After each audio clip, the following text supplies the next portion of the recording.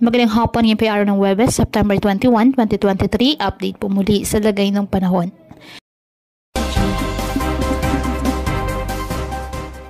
Intertropical Convergence Zone or ITCZ patuloy pa rin po na nakakaapekto sa Mindanao ayon sa Pag-asa.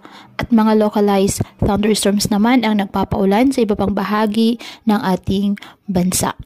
Samantala, may minomonitor po ayon sa Pag-asa na mga kumpol ng kaulapan dyan po sa may silangan ng Visayas at Mindanao. Ang mga nasabing kumpol na ang kaulapan ay may posibilidad na may mamuong low pressure area sa mga susunod na araw.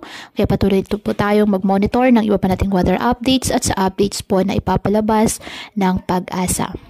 Wala pong gale warning na nakataas ngayon sa anumang baybayin ng karagatan, kung kaya malaya pa rin pong makapamalaot ang ating mga kababayang mangingisda at may maliliit na sasakyang pandagat. Ngayong araw, dahil sa epekto ng Intertropical Convergence Zone or ITCZ, ang Davao Region, Caraga at Eastern Visayas ay asahan po ang maulap na kalangitan na may kalat-kalat na pag-ulan at thunderstorms.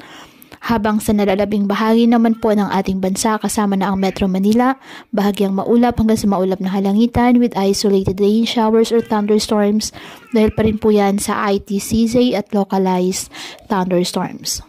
Kaya pinapayuhan ng ating mga kababayan na maging maingat po sa mga posibilidad ng pagbaha at pagguho ng lupa, lalo na po kapag may malalakas na ulan, at ugaliin na magdala palagi ng payong o kahit anong panangga sa ulan o kahit naman sa init ng araw kapag lalabas po ng ating mga tahanan. At yan po muna ang update sa lagay ng panahon ngayong araw. Muli patuloy po tayo na mag-ingat at palaging tandaan, God loves you. Stay safe and God bless.